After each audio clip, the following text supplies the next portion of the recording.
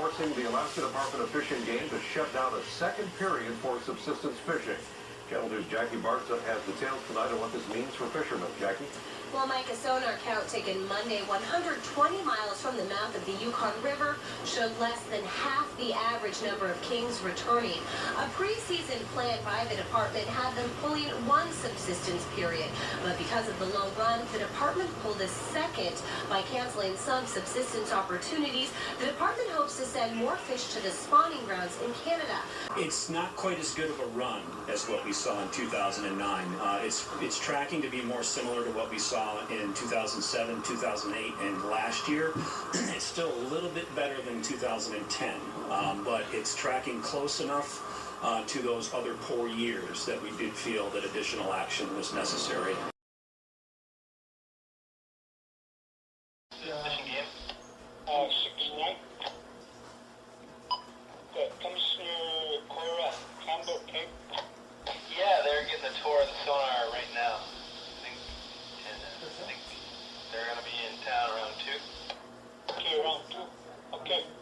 I'm going to go ahead and announce that she's in town, so we'll go ahead and be expecting her around that time.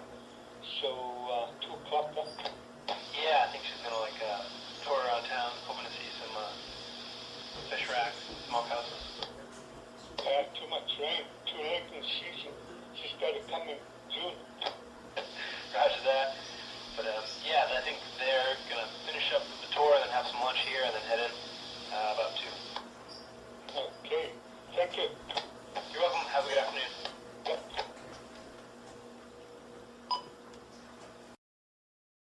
Monica, do you definitely need this call? Good. Yeah, Mani, nice look, Mani, do you definitely Commissioner Cora Campbell, 2 o'clock, city building army, Jamani, city ni nijuk niasto huyunre, nijuk niasto hunaste. Magdum nagsuhuyakan panskang kakufji, at hagluji, at pagnagaji, commercial, computing kipikamnik. Good afternoon. Hello. Today is June 19th, Father's Day. We are here fishing for king salmon.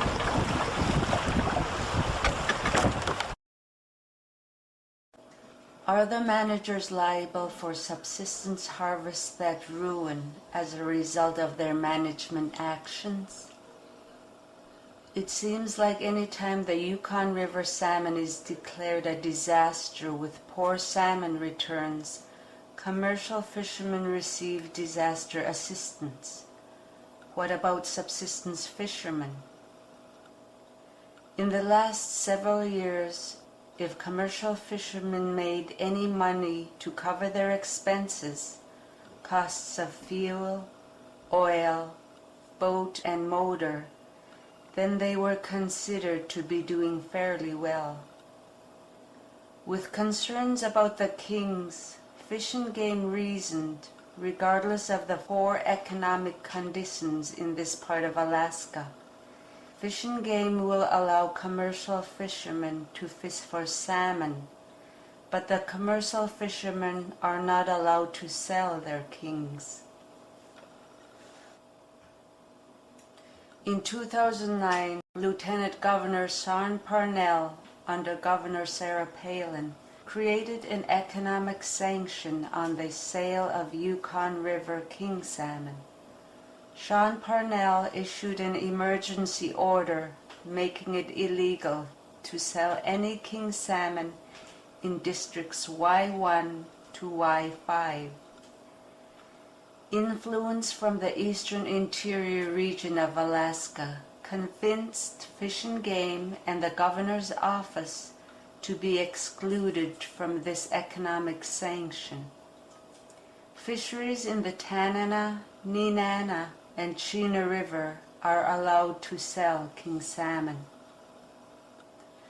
We know from previous legal actions that the Pilot Station sonar site will never be liable for errors in salmon estimates resulting in loss of fishing opportunities. What about the managers? Can the managers be liable for in-season management actions on the lower Yukon River? Should the managers be liable for subsistence harvests that ruin as a result of their management decisions? This is why we have made this video. For tribal members who live on the Yukon River and depend on salmon, the Pilot Station Traditional Council recommends.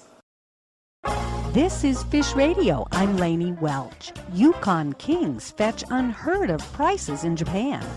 Yukon Kings are dubbed the Phantom Salmon in Japan due to their scarcity, and the recent appearance of 130 fresh kings created a buzz at the country's biggest and most famous fish market, the Tsukiji Market in Tokyo. Japan market expert Bill Atkinson said Yukon Kings are normally frozen and shipped to Japan for sliced and smoked salmon, as well as high-grade salmon flakes. Yukons are the Cadillac of king salmon in terms of fat content, topping 30%, 3 times that of any other kings. And they brought a Cadillac price in Japan. Atkinson said the Yukon Kings fetched a wholesale cost of nearly $273 per fish. Buyers were reportedly surprised at the strong demand for the kings, and Atkinson said they plan to repeat the fresh sales of Yukon king salmon next year.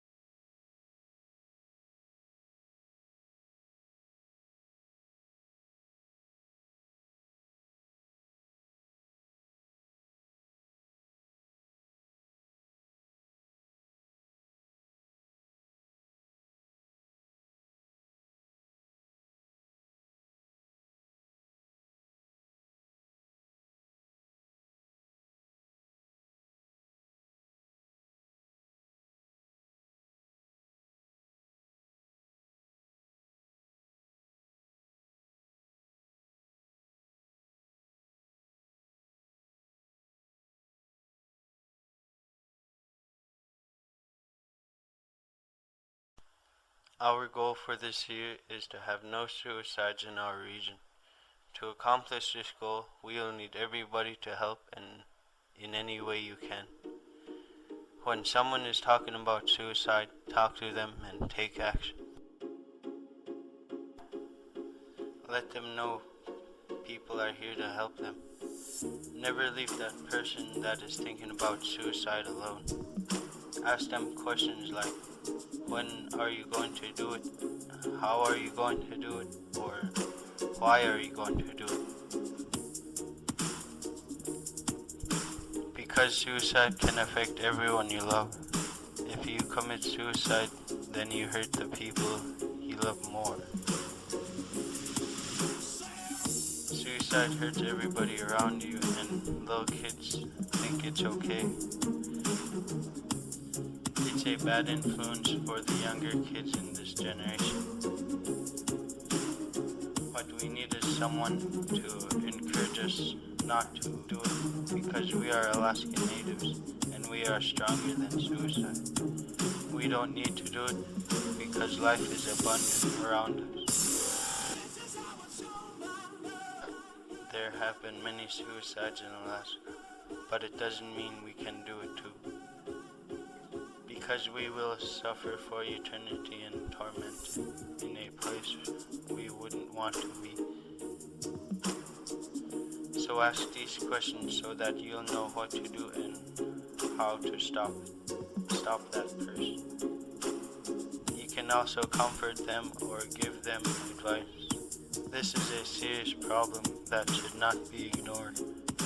There has been too many suicides in Alaska, and we want this to stop.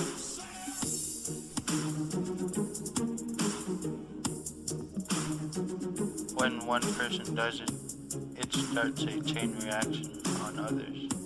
They think that it is okay, but it really isn't okay.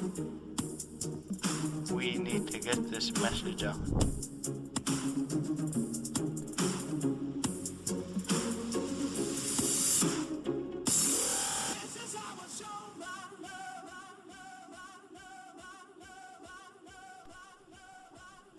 Stop suicide.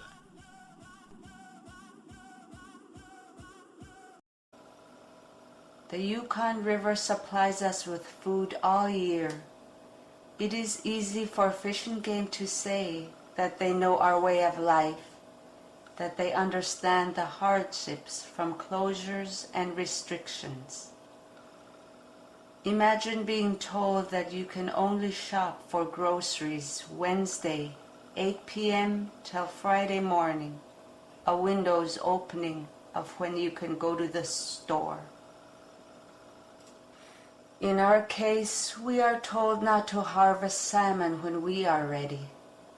It is also easy for the managers to reason that the shelves in the stores can be restocked and refilled, and that the salmon cannot. If this is a reasonable argument, let me ask you a not so difficult question. Did the traditional Alaska Natives practice management of our fisheries?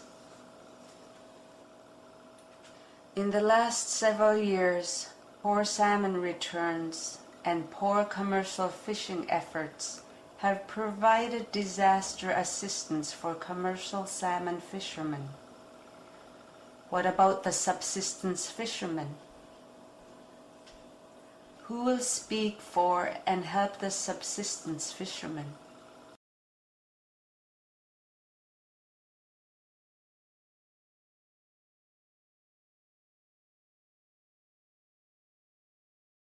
Today is June 15, 2011.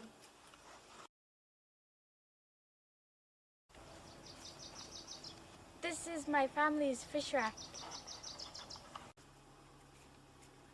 My family is one of the very few families who are fortunate to have already cut the salmon. Here is another thing that you should know. The weather forecast for the next several days looks really good.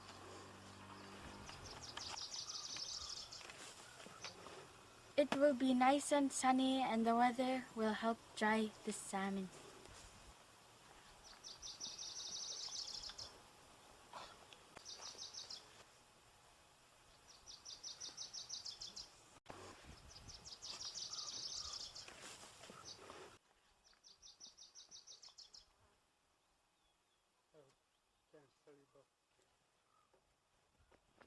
And I'm not saying that that's something we'll implement, but these are the kinds of ideas that we want to hear from you folks, as well as ideas that we could come up with as a department as well to try and walk that line of conservation and commercial.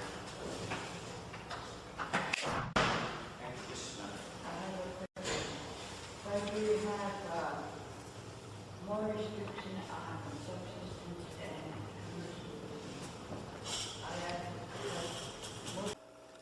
Why are some fishermen better at catching fish than others? Imagine this string as the Yukon River.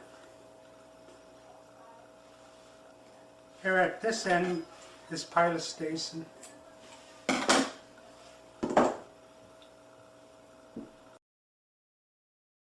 And at this end is Canada. Well, along this river there are many tributaries. that many other salmon also spawn. Tributaries as the Andrewski, Anvik, Nenana, Tina, and all the other small rivers. I am a commercial fisherman. As a commercial fisherman, I want to catch as many salmon as I can to sell and to make some money. The more salmon I catch, the more money I will make. When the Alaska Department of Fish and Game only give us a limited commercial fishing time, unlike other parts of the river, we have to maximize and use every trick that we learned from our ancestors. Well, let me ask you this question. Is there a way that I can catch more Yukon River Kings or Canadian king salmon right here in Pilot Station? What do you think? We have known for a long time that our Yupik people are very innovative people. We live with salmon on the river. Along the way, our ancestors have learned some cool things. Some people would stand up and call it ecological knowledge. But to us, these are just things that we have grown to depend on to help our way of life. In Western science, all Pacific salmon are called androgynous fish. And what this means is that all new salmon will be born or spawn in fresh water, make a living in salt water until they are full-grown adults, and then they will return to the very same tributary that they were born, to spawn again and start a new cycle of life. The Yukon River water in Pilot Station is not very clean. It is silty. The Yukon River drainage is huge. And here at Pilot Station we have a big mixing of water from all tributaries upriver. There is like over thousands of individual river tributaries. When the salmon swim up this river, they can't see where they are going. But through some kind of miracle, they end up swimming to the very same areas where they were born. How do the salmon return to the very same spawning ground? They use their sense of smell. For salmon, this string is not a magician's trick. For salmon, the cycle of life is to travel the river to spawn. Here is Pilot Station, where I fish. Here is Canada, where the salmon spawn. I am a commercial fisherman. I have to catch as many salmon as I can when I only have a limited commercial opening. Can I do this? These are Yukon River water samples. Not just from the Yukon River. These are filled with water collected from salmon spawning sites on the Yukon River. If I were to soak my net with this, would I catch more kings? Or would I catch more Yukon River Kings? If you think this is some cool ecological knowledge, something you learn for the first time, you should hear about our knowledge about the net mesh size restrictions and the size of the salmon on the Yukon River.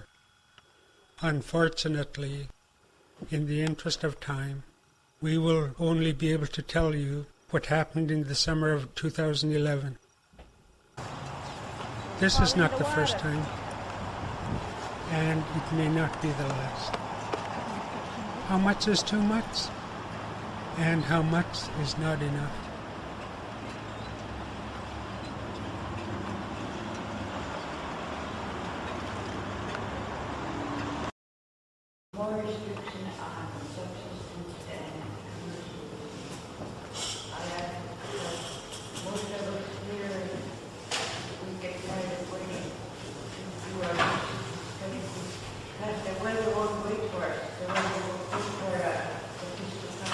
The way they won't wait for it is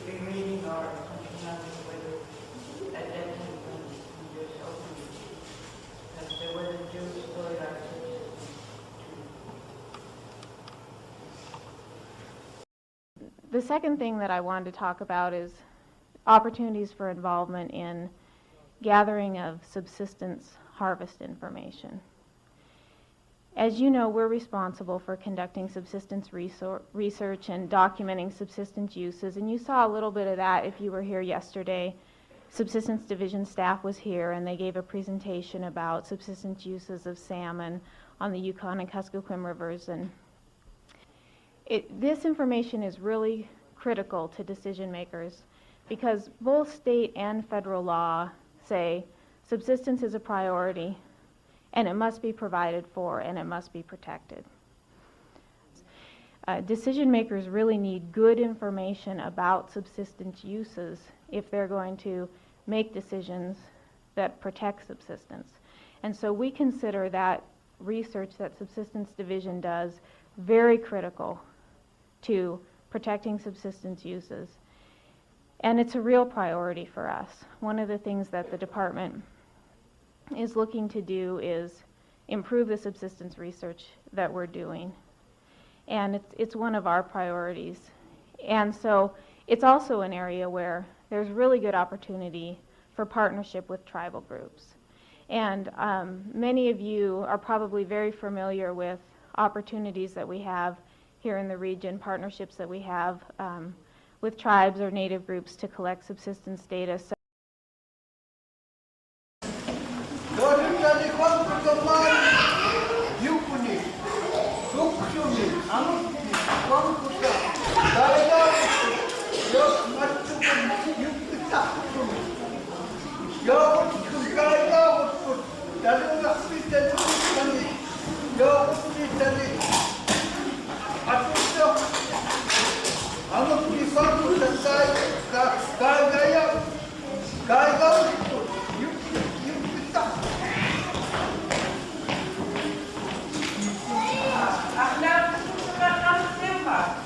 I'm supporting this subsistence because when I grew up, I had no food. Only from the land.